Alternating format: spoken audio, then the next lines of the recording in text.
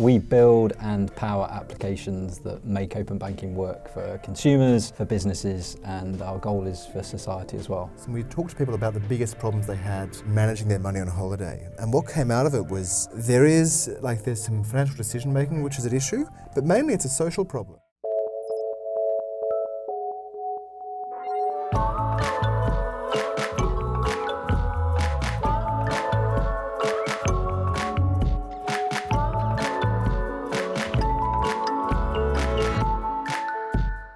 Hey, welcome to Homescreen. Thanks very much for tuning in this week. I'm delighted to have joined by the two Ollies. So we're going to be talking today about Moneycado and Openwrks. So just to set the scene here and what's going on, we've been really interested and fascinated by what's been going on in the space that's been growing up around open banking and PSD2. And we were really fascinated to see the way that you guys were working together. As part of Payment Services Directive 2, we've got access to a series of different types of open banking access. We've got AIS and PIS access. And so what we were really interested in is seeing how the services are growing up around those services which, for example, banks in the CMA 9 are able to make available, things like APIs via that they've just recently been standing up, that sort of thing. So today we're going to be having a little bit of a look at how partnerships work, how APIs are looking from your end, and what sort of services you can offer each other in this kind of changing world. So we'll start off with a few introductory questions, and then from there we're going to rock on and have a look at some of the more specific areas of the Moneycado product and talk about how Openwrks is working in conjunction to provide these services. Cool? Great. Cool. Sounds good. So Ollie and Ollie, can you both talk about yourselves and tell us where you're from and what you're working on at the minute? Start with you, Ollie. Sure, yeah. So I'm Ollie, I'm co-founder of Openwrks. Yep. We build and power applications that make open banking work for consumers, for businesses, and our goal is for society as well. Quick shout out to Nottingham, we're based up in Nottingham, Nice. building out the business up in the East Mids. Very good, yeah, of course. Great to see companies outside of London as well making a big impact. And Ollie? Cool. I'm the CEO and founder of Moneycado, which is an app, a consumer-facing app, which makes managing money on holiday really easy. Yep. The first feature, and the one which we're showing here today, is for group expenses. So Yes. taking away the awkwardness and the pain from getting paid back on group holidays. Yeah, for sure. And just to lay the groundwork on what Moneycado's sort of key sort of offerings are, one is, as you were saying the other day, like an AIS product, and then the other one would be sort of like the PIS side of things as well. So like the ability to connect via services like Openwrks to access AIS information, and then the other side, the ability to make payments, that sort of thing. Bingo. I mean, just to be very clear, the group expenses product has two features. One is putting the information in, and one is getting the payment back at the end. Yeah.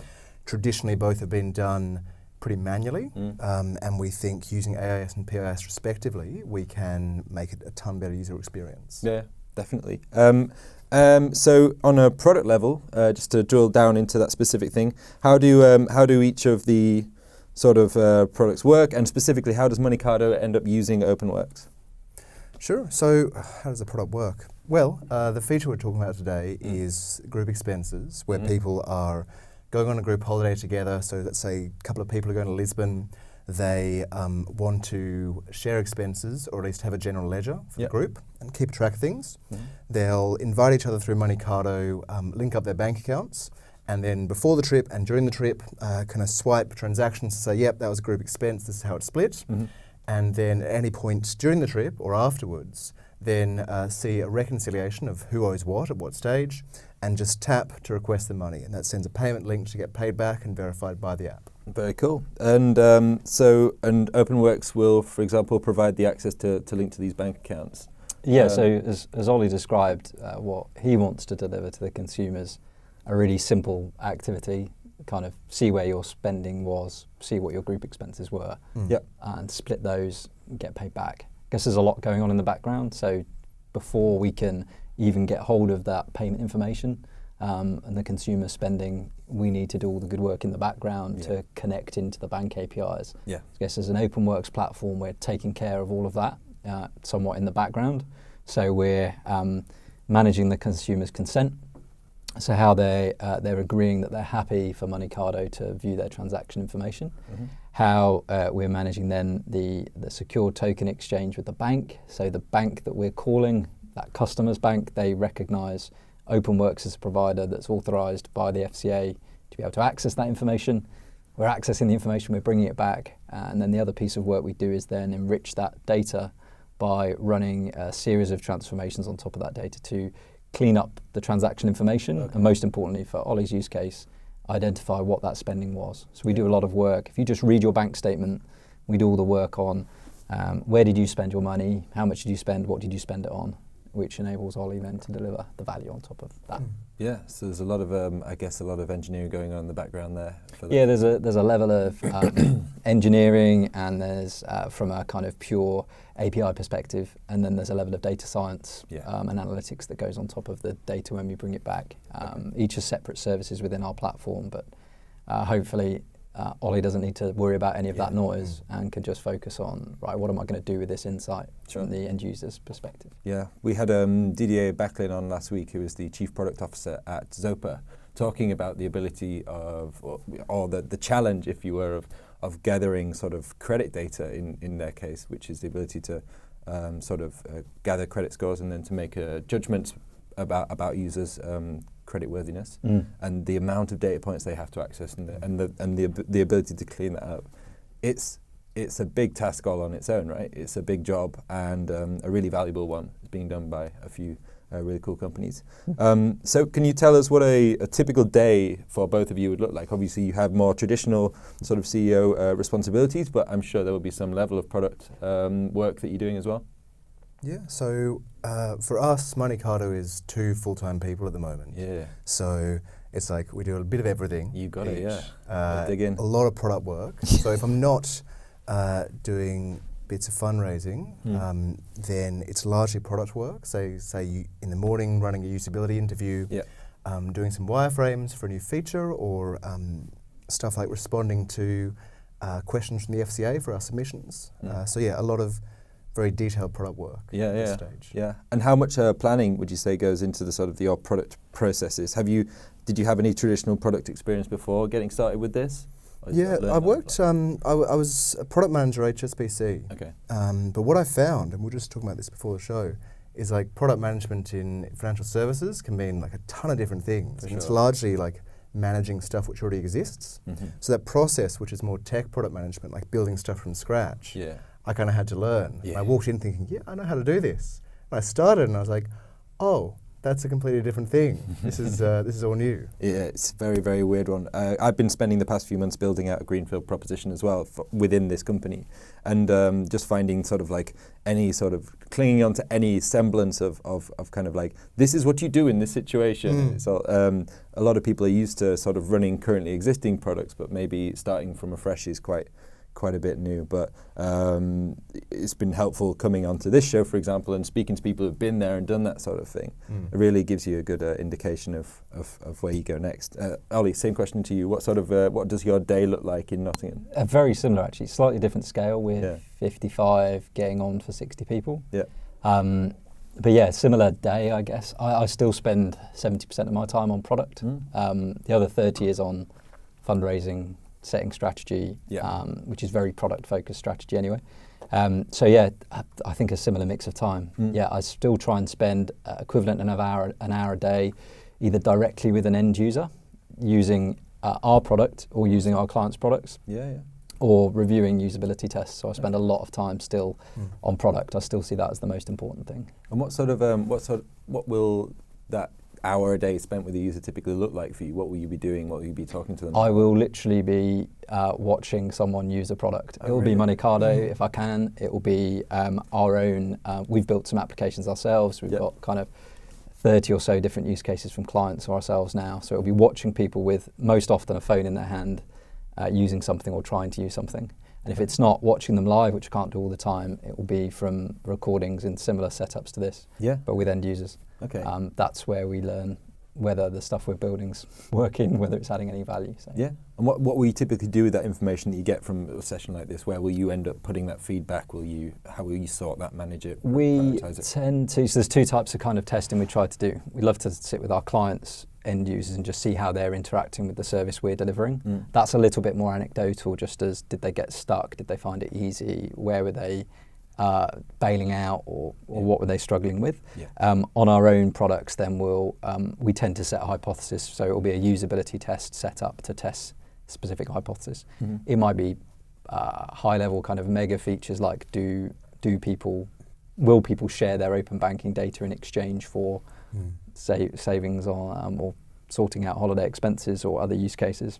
Or it will be on a micro level of, we want to release this new feature.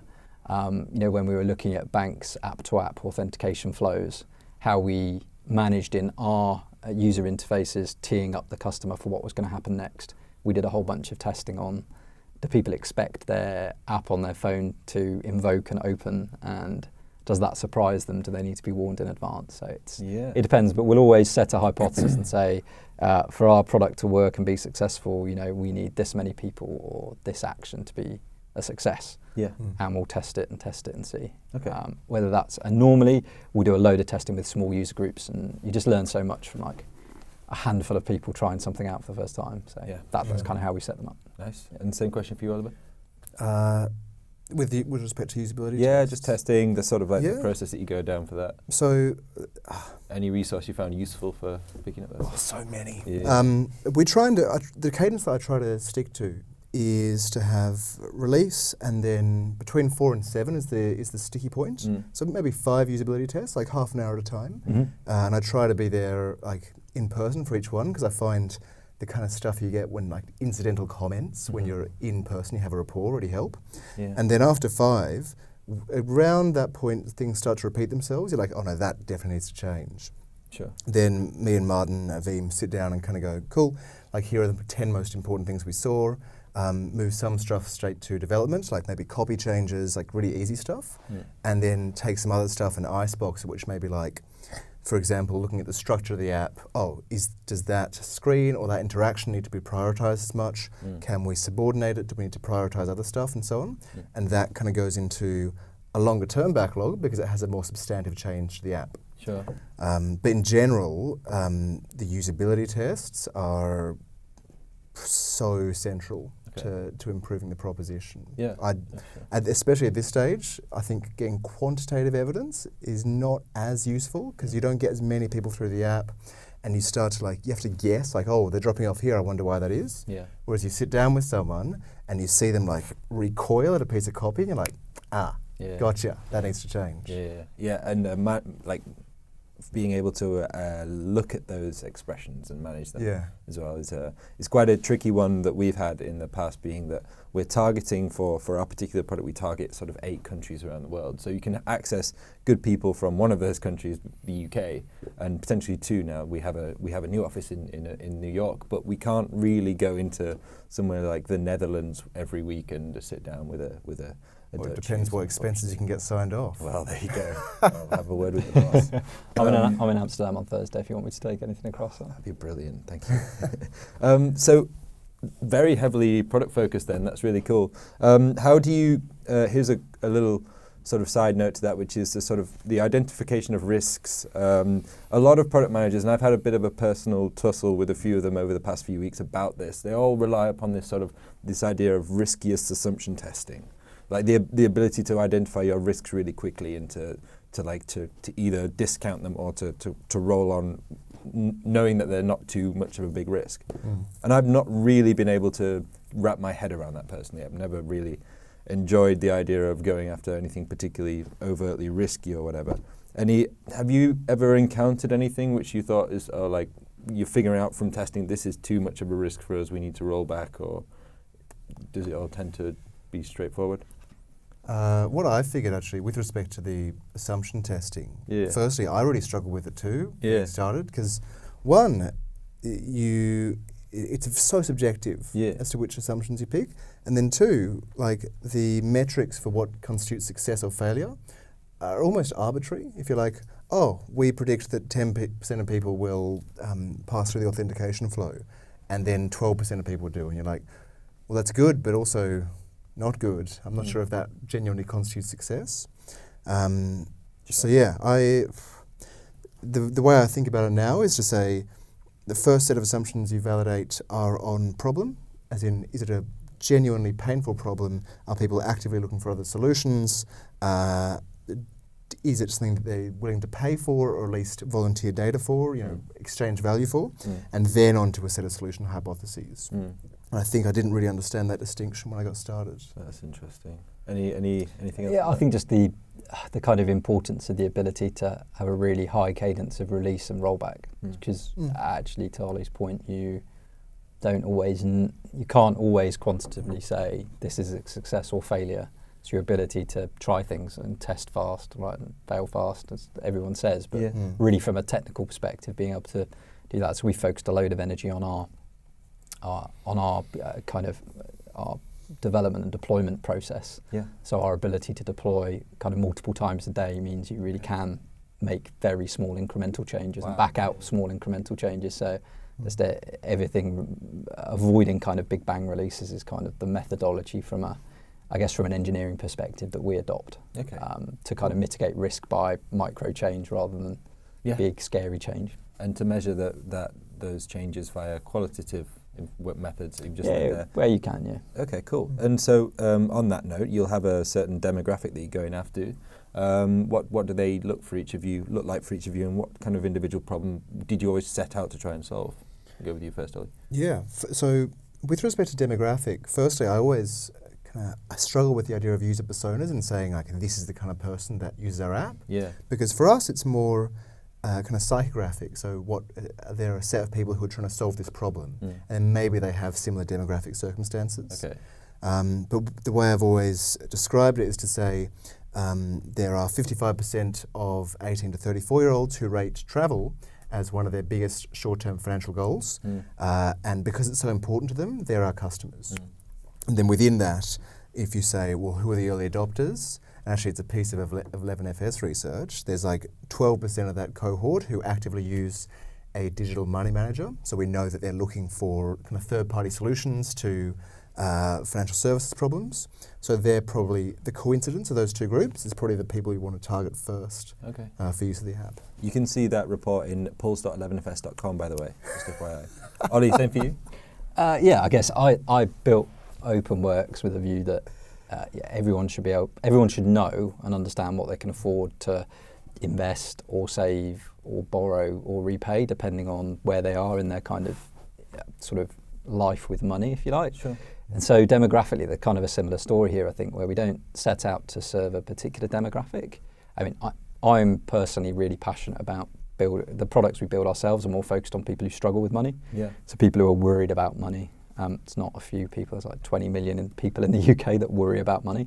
So it's more we sort of start off with building products to solve problems for people who are struggling to understand their money, or it's not really working for them, or they need it simplifying for them. Okay. And then you do find the similar story on where are your early adopters coming from.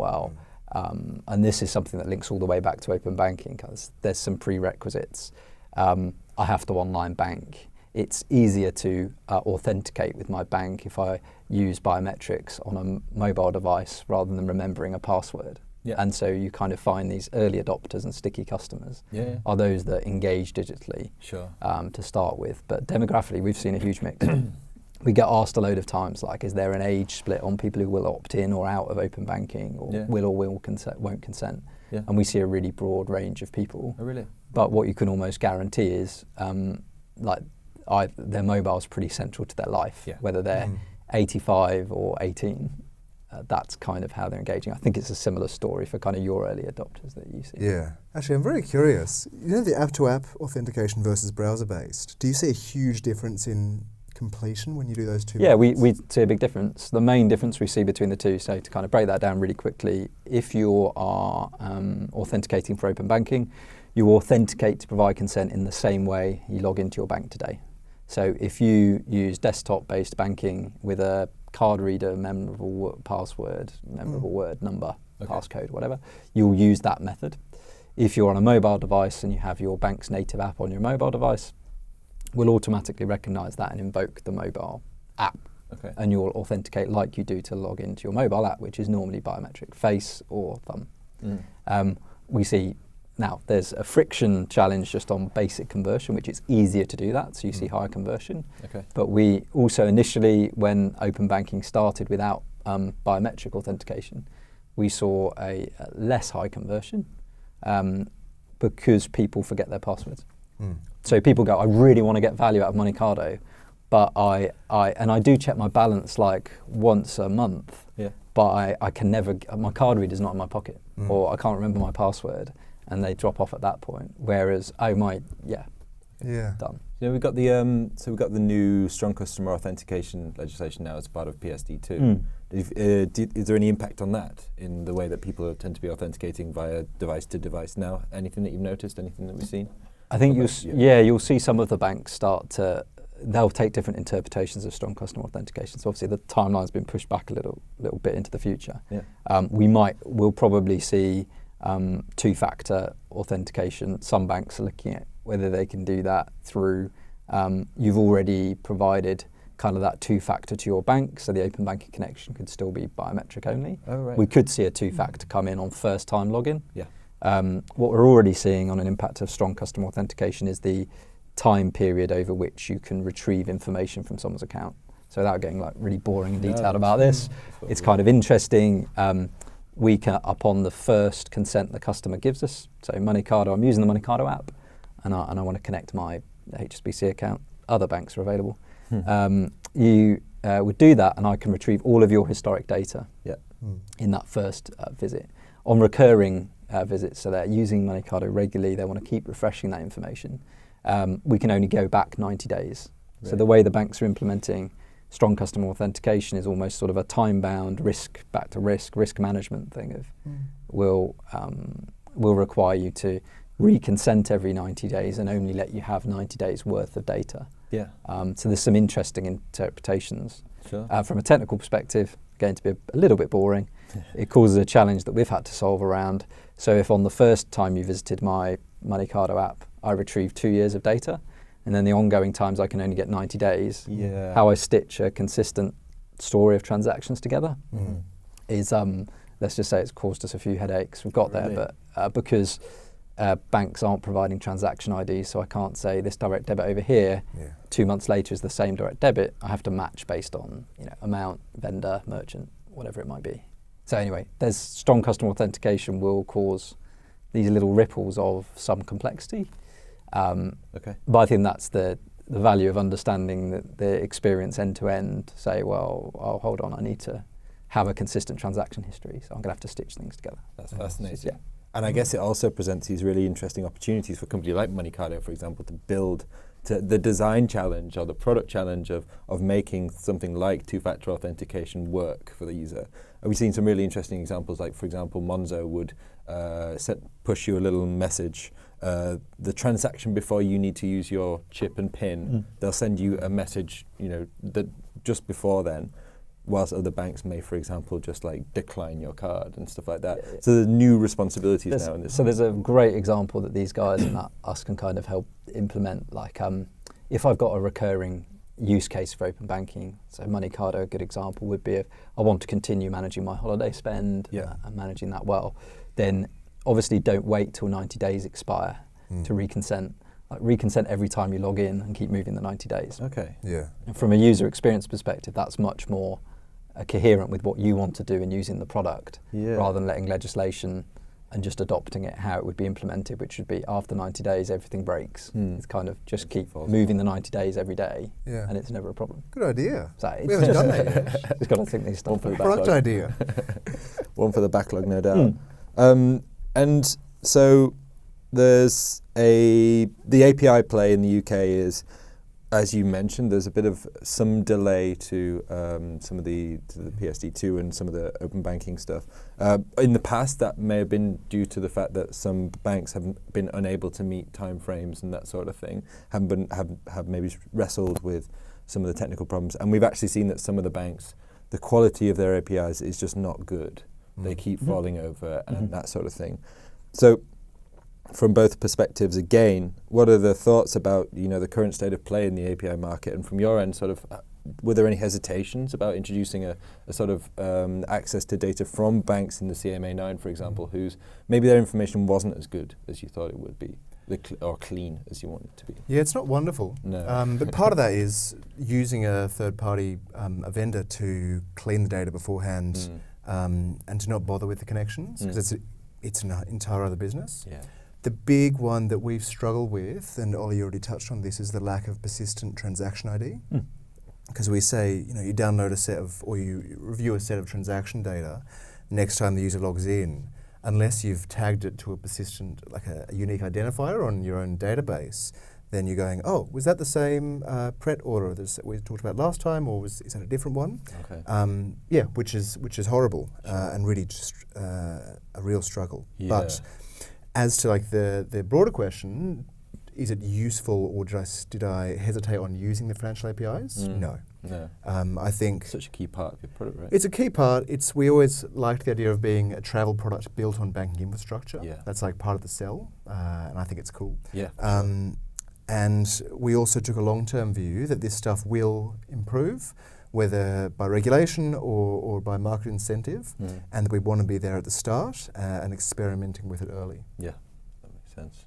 For you? Yeah, I think how I think about it, we're probably kind of closer to kind of the bank side of this and kind of where things are. I guess I always look at kind of 3 phases almost of like an ecosystem emerging, especially when it comes to APIs. They're sort of like, are the bank APIs usable? Will they perform at scale? And then do they become invisible? Because they should be invisible, right? We shouldn't be talking about the APIs. We should be talking just about the products. Yeah, for sure. I think in terms of usability, then they're in pretty good shape. We've talked about exceptions, but I think actually my business wouldn't exist if they were perfect. So I'm kind of happy with that. We'll kind of creatively solve. And I think the fintech market should solve those gaps, and the bank should provide the utility. So I think that's in pretty good shape. Yeah. And there's lots more banks now making APIs available. I think on the scalability question, there's still some issues. We see latency issues. So we're driving lots of different use cases. We've got a client who is a big online accounting provider. They've got 1 million small businesses wanting to update their balance every day. Yeah. That drives a huge volume through the system. And we see some latency. We're seeing, it take us 8 seconds to receive data from a bank. Doesn't seem very long, but I think for your users, 8 seconds is a long time. Yeah. It feels like an eternity. So you've got kind of latency. And then you've got banks still needing to apply rate limits to almost protect their own environments from sort of being bombarded with too much scale. Yeah. I worked out the other day, based on the rate limits applied across the banks, that we could only support 1 million customers into a bank in a day. Right? So that's pretty good, and the market's not quite there. That's across all banks. So if there's 50 banks with APIs and we distribute to customers, we could support the UK. Yeah. They're not. So the infrastructure cannot support mass adoption yet. So there's kind of work to go. And then on the final one, being invisible, they're clearly not. There's teething problems, delays, changes to APIs that banks are having to make to kind of keep up or change. Yeah. Which means there's a lot of noise still, which for me would be I still think we've got about 24 months to go until we're sat in this room and I don't need to be here because you're just talking about Moneycado, not about the engineering that needs to be done in the background to make it all work. But we're also here to talk about the way that partnerships are working, the way that we can sort of as products we will need to rely upon partners for everything, because you want to let these guys do the thing that they do well, and you do the thing that you do well. So is that a big thing? Obviously, a big thing in your thinking will be the partnership side of thing, and the other companies that you also have, like Tully, for example. But in terms of the usage of third parties from your angle, what was the attitude going into working with partners? Were you wanting to use your own tech, or was there always an approach or an understanding that you'd be going through other providers? It was definitely, to start with, a partnership approach. Yeah. And the reasons for that is, one, it reduces the technical complexity of what we're trying to do. Yeah.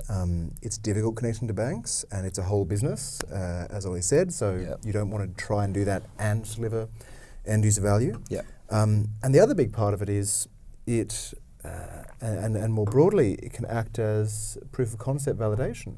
So you get something up and running in production with live banking data, you get some customers, and you can do so, acting as an agent on an existing license, and with relatively little technical implementation.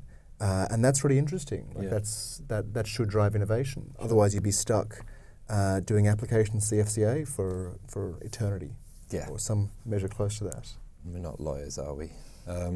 So we're going to take a look at a journey now, and this is the ability to integrate via Openwrks. We'll have a quick look at this, and we'll walk through this as we always do. So clicking on the button, and then we've got this sort of form area where we'll enter a city. In this case, it's Lisbon, and then we're going for 7 nights, and then entering in our sort of date and who we're going to be going with. Couple of people there.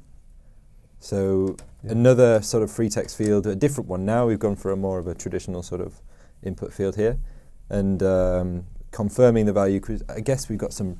It's slightly obscured there by the pulse logo, but we've got the progress indicator at the top there. Yep. Yeah, you want to give a sense of how long you got to go. Absolutely. And then we connect to my bank, which is where Openwrks come in. You can see from the top. And we've moved out to the Openwrks flow page, where we agree to a load of stuff. And at the bottom, we've got the terms and conditions. We found actually, this now testing, customers do read this stuff really carefully. So we wanted to be very specific about why we're using the data. Yeah. When I do this stuff, I just click through it. But in interview after interview, people are like, no, I want to see exactly what's going out. Very which cool. is really interesting.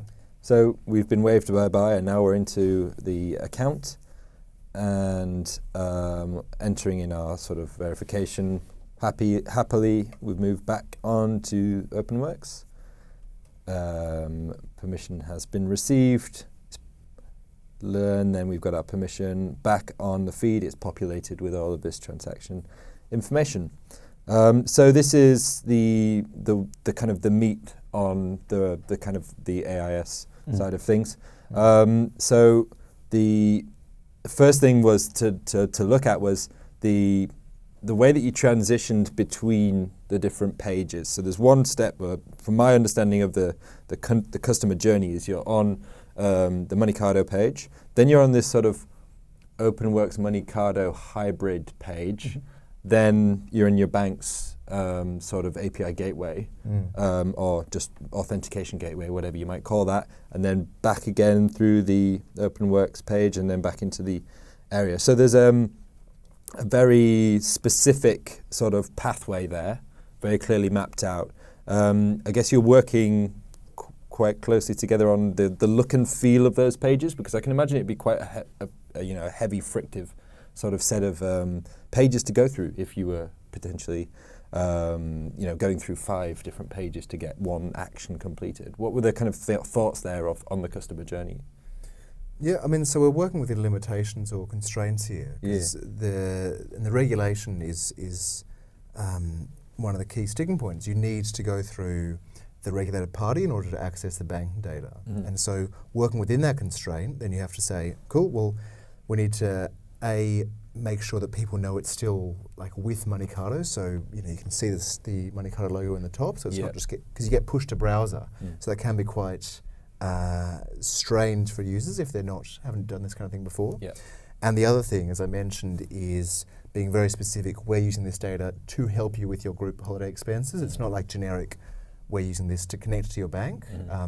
Being very clear about the value that the user derives, which hopefully increases or benefits the conversion. Okay, and the actual, the sort of the design language that goes into those pages, the shared ones, is that an opportunity for you to both work together on that sort of thing, or is there requirements from either side in that sort of way? Yeah, it's definitely collaborative. So I guess Ollie highlighted it. There's quite a lot of play here. You've got GDPR, which people kind of throw out there, right? But as Ollie said, users do read what data are you retrieving from my bank account, where's it going, who's it being shared with. So there's that part that we have to take care of.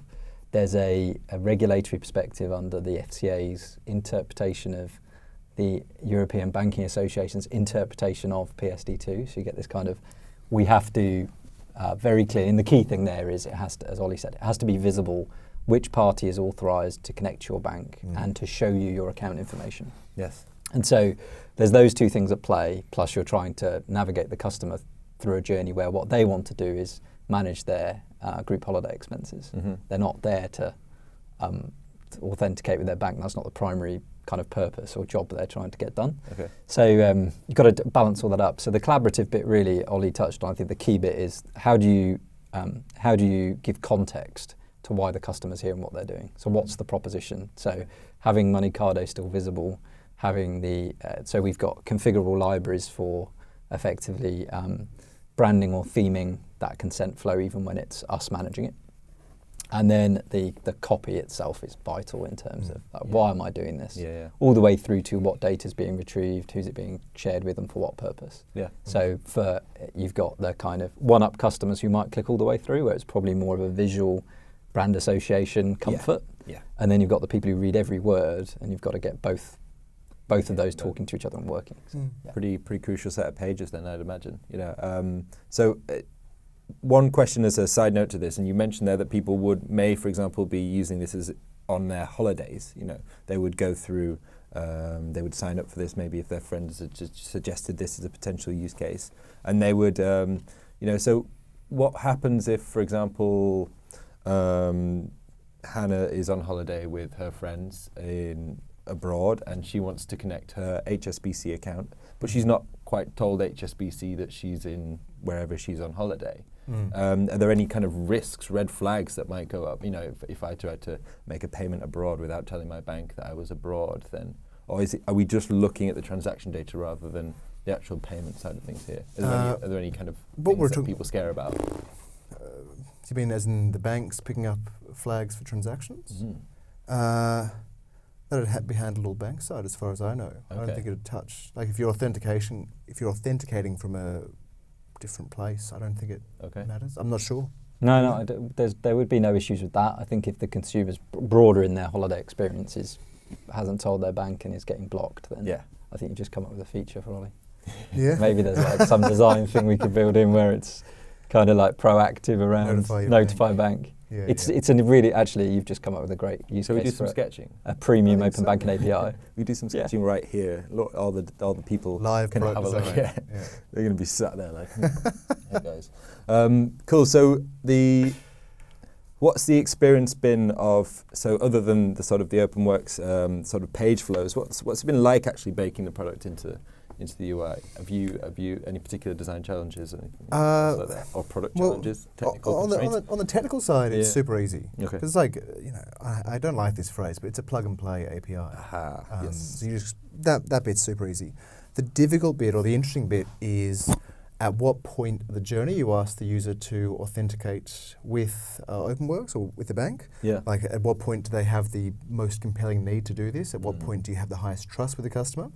And that's still something we're playing with. We're trying to figure out ways of maybe introducing this journey or asking about this journey later in the process, maybe when people want to get paid for something, because then it's much more pertinent. Sure. The UX is much more of a product challenge than the technical side of it. Okay. Cool, that's very good. And so how would you, or what sort of feedback have you got from the experience of sort of integrating and seeing that bank data? Any particular key sort of learnings from the process of using this information? The first is, and we've already touched upon it, that the barrier to getting someone to authenticate with the bank is actually pretty high. Okay. It's more so than I was expecting, actually. Really? That a large subset of customers will go through and really hesitate at that point. There's like, I don't know, say if you ask to generalize, 20% of people will be like, great, I can link my bank, this is so easy, but, done. Then 80% of people will scrutinize and question it. And having thought about this, there's two kind of factors to it.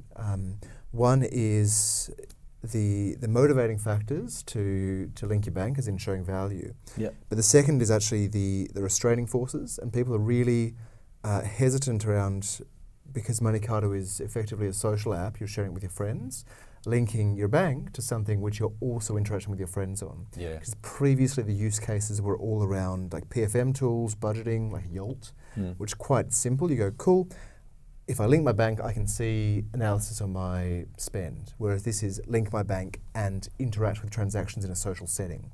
So mitigating the concerns, the hesitations around that Yeah. is the biggest thing which I've found. Okay, cool. And so from your end, so what sort of goes into the interface? What do you how do you ensure that the product that you're offering doesn't clash in any way with the sort of the design language of their thing? Do you have any requirements, that sort of thing? We've touched on this before. Yeah, I think the main thing we focused on is how do you deal with those? It's quite nice how Ollie's described them, almost two types of customers. You've got people who are, if I was to summarise it, kind of all about convenience. They're already bought into using the product, so they're gonna use it. So it's all about removing friction, and that comes in with how do we enable our clients to theme the experience, the part of the experience we need to manage, so it's as seamless as possible. That's kind of the key in that part. And then for people who are scrutinising, less certain, wanting to investigate, it's how do you provide what we always term kind of discoverable depth to information. So we don't dump you into a bunch of T's and C's to read. We'll break that down we'll make GDPR simple to understand. GDPR is basically, what data am I sharing? What am I sharing it for? Who's going to see it? For how long? And how do I get rid of it? Yeah. So it's like, well, just tell them that first. Then if they want to go into more detail, they can go into more detail. So I guess it's trying to deal with those two types of customers in terms of how we've thought about that interface. And then the other bit Ollie touched on, which is beyond that, just make it super easy to use. And then the piece that then needs so we've tried to make it, we've got this balancing act as well, right? We've got loads and loads of use cases in the market. So you want to make it somewhat generic, but very configurable, which is like totally contradictory. But generic in terms of the way you can consume it. So if it's Ollie's building other features or starting to use other features within the same product, that the way you engage with our product is the same. And even to the extent that if a customer's using kind of open banking on a Monday for a mortgage application, they're using Moneycado on the Tuesday, it kind of feels the same. I think it's important for adoption. But with configurability, that means you can tailor it for your use case. Okay, cool. And then behind that, the reason why Openwrks exists is to provide these APIs, for potential different banks. Are they always the same banks that you're providing the API access to, or will that shift? Will that change? And how would you say that you can, how would you target the sort of banks that will typically be offered if you do? Yeah, we're adding banks all the time. That's kind of our job, I guess, to make sure. And ultimately, why are we doing that? We're doing that so that our clients' products and our products can serve as many people when we're kind of agnostic to who you've chosen to bank with or not. We started with we're API dedicated interface only, so we don't sort of screen scrape. Our consent and security model is API driven. So we are somewhat therefore restricted by banks that stand up APIs. Good news is in Europe, everyone has to under law, so that's kind of great. We started with the CMA9 and started there because they were the first people to provide APIs, plus they had very good coverage. In this country, we're still in a position where kind of 85 to 90% of people bank with those 9 banks. And then we've kind of added from there as we've gone. Sometimes it's client demand, where clients are saying to us, we'd really love you to prioritise adding this bank because we know we've got a bunch of customers that are banked with this bank. Cool.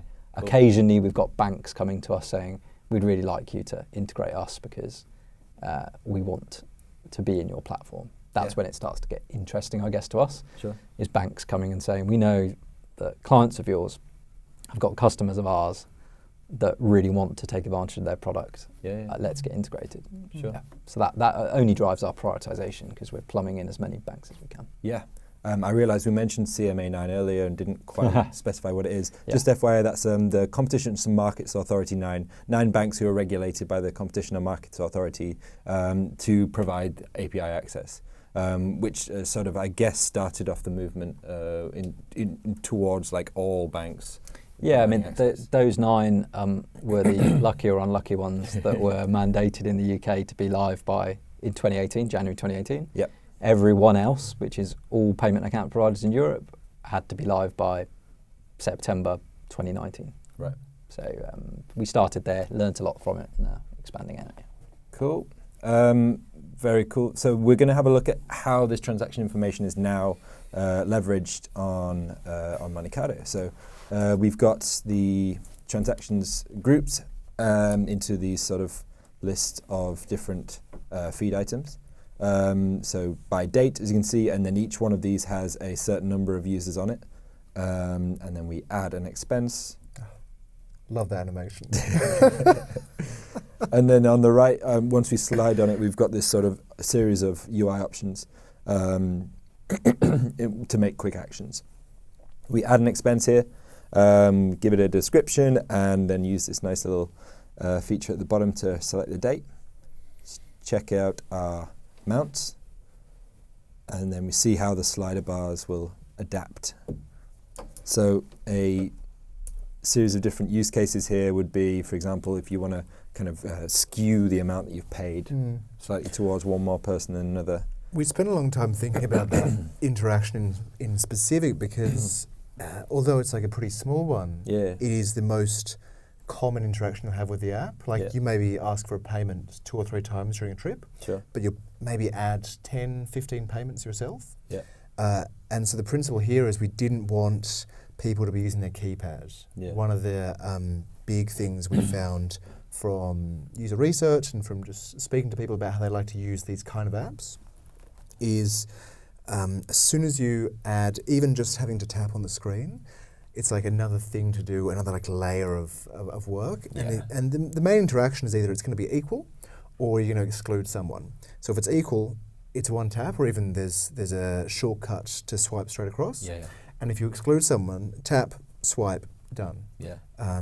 And making that as slick as possible. Also, I think giving it a visual cue that's not just numbers on a screen, but some relative sliders, and you can see as one goes up, the others go down. So you get a sense of the relative contribution of parties. That we found is really important. And it's sort of like a nice natural corollary to the information that was been provided there, the ability to kind of add extra layers of value on top of this transaction data. So kind of, can you talk about how the value, you decided that value was relevant, and sort of what sort of conversations were you trying to get people to avoid? I was on holiday recently with a few friends, and we're quite lucky because we're all northern and quite blunt, but I can imagine a lot of you southerners would have a few problems with... Don't you southerners. That's really very a lot of southerners may, for example, have problems asking for, money or that kind of thing. Well, look, when we did the research, like the primary interviews at the start of the product development process, and we talked to people about the biggest problems they had managing their money on holiday. And what came out of it was there's some financial decision making which is at issue, but mainly it's a social problem, which is I paid for an Airbnb, I'm out of pocket for £200, and I'm too awkward to ask my friends about it. So it's a financial solution to a social problem. And what we wanted to do then is have to make as much of it handled by the app as possible, so the requesting the payment, the verification of payment, to avoid, because what people really hate is having to say, Jim, it's been 2 months and you haven't paid me back. Here are my bank details. No one wants that conversation. No one wants it. Absolutely not. When I was on holiday recently, there was 2 Monzo users and a Starling user, and so we couldn't do that very well without. And so we were like, "Come on, man, let's sit down with a spreadsheet." But you don't want to do that, do you? So, well, I do. I like doing that stuff, but I assume and I hope that the majority of users would prefer to use Moneycado. Absolutely, yeah. We all prefer going out and eating and drinking, don't we, instead? So kind of the initial test, you touched on them there to figure out the pain points. How did you find out, that this was a valuable proposition and that there was a market need? How many people did you end up testing on? Sort of validation did you do? We did, and we touched on this earlier in the discussion. The first part of it was problem validation. So is this a genuinely important problem to people? Are they looking for solutions? Are they dissatisfied with the existing solutions? So that was the first round. We did a bunch of in-person interviews to get the right language out of it, how people were framing these problems. And then some survey work, some quantitative work to say, actually, this is a statistically significant sample, and we know that a large set of people have this problem. And then, so that's the problem validation. The solution validation then sits entirely separately, because the question then is, do you have a solution or a proposition to this which is substantively better? And it's not just like a little bit better, because it needs to be good enough that people will actively make a switch, which is a really high barrier for users. And in that, we did a bunch of prototyping, including one incredibly badly drawn comic, just to show like different ways of doing this. So one is the open banking solution. Another way to do it is to say have a different card for the trip, like a group kiddie card, and testing those two propositions with the users and saying, kind of drawing out the relative benefits and priorities, what do people value in each solution, and then also figuring out which one is economically expedient. That took a little while, but I'm really glad that we did that in prototype and with really low fidelity stuff, so that we didn't have to waste time building different production versions or even particularly high fidelity versions of each product. Yeah, definitely. And the groundwork is all really important as far as I can tell as well, in terms of hitting the right notes early enough. Is this the sort of thing that you expected to find as a use for, the API services that you're offering?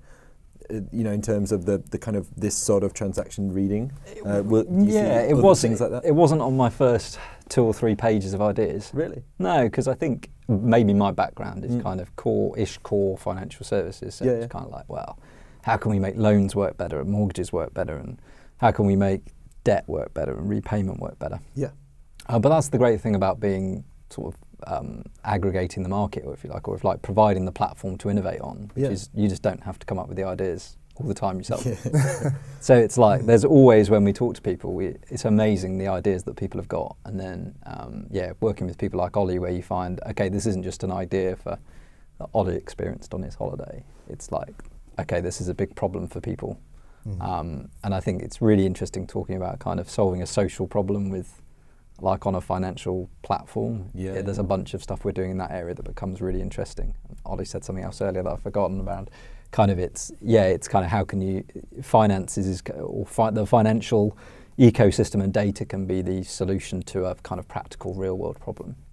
So they're the ones I'm most excited by, because it's not, there's loads of use cases out there already about kind of how do I know how much money I've got left in my bank account, or how can I, lend more money to people, based on better data. It's really interesting when it's actually, there's a problem over here that's not financial services related, but actually there's all this insight in where people spend their money, what they spend it on, that's just both hugely predictive, but with the APIs in place is something we can do something about. They're the ones that are most exciting. So. Yeah, real smart use cases. That's interesting. Yeah.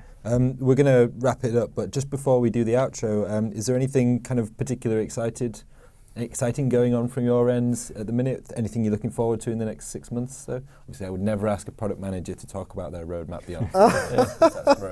But to start off with, anything you're really excited about working on? 2 things. Firstly, just getting real users on the product, going on holidays, getting live production feedback back. Like, that's the fun bit. Shipping the product is half the work, and getting it out to users and seeing it in their hands. And then simultaneously, we're looking at the next feature, which is a travel budget calculator. Being able to figure out, for either a group holiday or individual, how much a holiday might cost you, and then having a live track of that as you're going on the holiday. It's fun to get out and market to customers, but also sitting down with a blank sheet of paper again is it's really exciting. It's very cool. And you, Ollie? Yeah, it's probably similar to my last point. I think the first couple of years of open banking has been like a load of hard work to get the platform in place, and a load of talk about it, and kind of a bit of moaning about banks not being ready, and then a whole bunch of kind of really use cases, I think, by incumbents using, I'm going to be really kind of harsh now, but using existing data they've always had. So I'm talking about banks improving lending products. You always had this data, and it's only because of a competitive risk that you're now innovating. And what's really exciting now is you've got Moneycado and others who are actually thinking outside of that, and it's, okay, the platform's there, now let's use it for something really, really useful and valuable for people.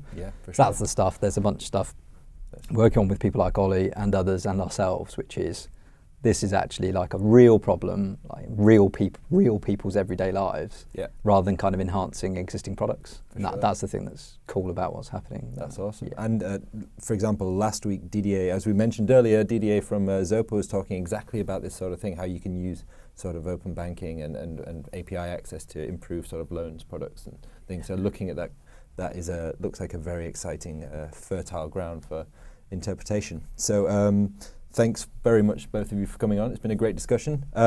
Thank you for stopping by today.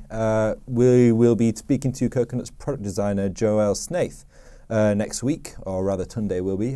So if you want to see more of 11FS Pulse, the platform we were referencing here, head over to pulse.11fs.com, where you can request a demo. If you've got any questions about the product or want to suggest a journey for us to include or a company to include on this show, then by all means hit us up on pulse@11fs.com or find us on Twitter @11fspulse.